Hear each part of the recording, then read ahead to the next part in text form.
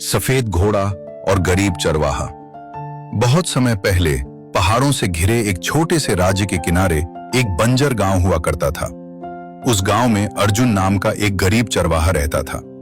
अर्जुन के पास न घर था, न खेत, न परिवार, बस एक टूटी झोंपड़ी और कुछ दुबली पतली बकरियां। गांव वाले उसे निकम्मा समझते थे। वे कहते, अगर किस्मत होती तो यह यूं दर बदर भटकता नहीं। लेकिन कोई यह नहीं जानता था कि अर्जुन का दिल बहुत साफ था। वो भूखा रह सकता था पर किसी से झूठ नहीं बोलता था। एक तूफानी रात भयानक तूफान आया। बिजलियां चमक रही थीं, बादल गरज रहे थे।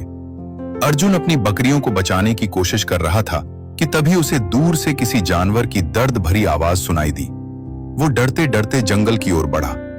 वहां उसने देखा एक सफेद घोड़ा बुरी तरह घायल कीचड़ में गिरा पड़ा था। घोड़ा बहुत सुंदर था, उसकी आंखों में अजीब सी चमक थी।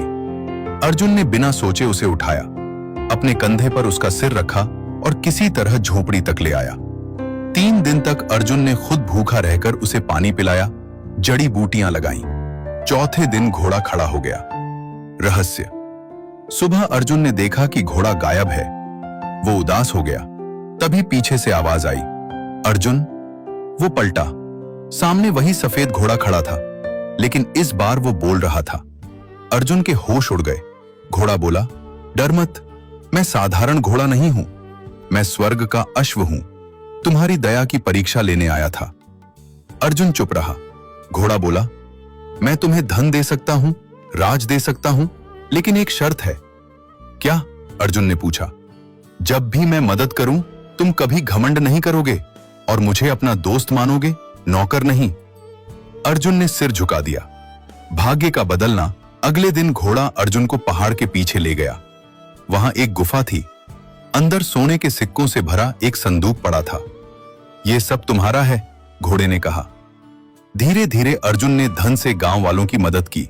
गांव बदल गया, लोग उसे सम्मान देने लगे। कुछ सालों में वह उसी राज्य का सेनापति बन गया। राजकुमारी राजा की एक बेटी थी, राजकुमारी अनन्या। वह अर्जुन की सादगी से प्रभावित हुई। दोनों का विवाह हो गया। अब अर्जुन महल में रहने लगा। बदलाव धीरे धीरे अर्जुन बदलने लगा।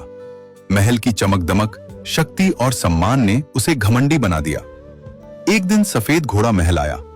अर्जुन दरबार में बैठा था। घोड़े ने कहा, दोस्त, आज तुमसे मिलने आया हूं। दरबारियों ने हंसते हुए कहा, यह जंगली जानवर खुद को महाराज का दोस्त कहता है। अर्जुन चुप रहा।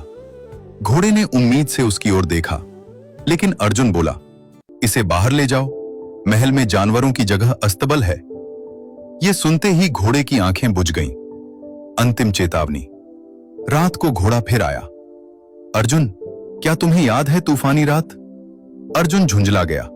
बस करो, अब मैं राजा हूं, तुम्हारी वजह से नहीं, अपनी मेहनत से। घोड़े ने शांत स्वर में कहा, याद रखो, जिसने तुम्हें उठाया उसे गिराना मत सीखो। और वो गायब हो गया। पतन। अगले दिन राज्य पर हमला हुआ। अर्जुन की सेना हार गई, खजाना गायब हो गया, महल जल गया।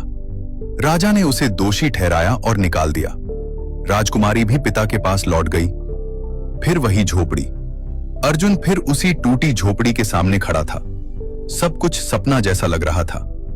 तभी पीछे से वही आवाज आई, क्या सीखा? वो पलटा। सफेद घोड़ा फिर सामने था। अर्जुन रो पड़ा, मुझे माफ कर दो, मैं भूल गया था। घोड़ा बोला, भाग्य खोने से बड़ा दुख विश्वास खोना होता है। अर्जुन ने सिर झुका दिया। इस बार उसने धन नहीं मांगा, बस कहा, दोस्ती वापस मिल जाए। घोड़े ने मुस्कुराकर कहा, अब तुम सच में अमीर हो गए। और इस बार घोड़ा हमेशा के लिए गायब हो गया। अंत की सीख। अर्जुन ने फिर मेहनत शुरू की। धीरे धीरे उसने अपनी इज्जत वापस कमाई। लेकिन इस बार वो कभी घमंडी नहीं बना, क्योंकि उसे समझ आ चुका था, जो इंसान अपने उपकार करने वालों को भूल जाता है, उसका भाग्य भी उसे भूल जाता है।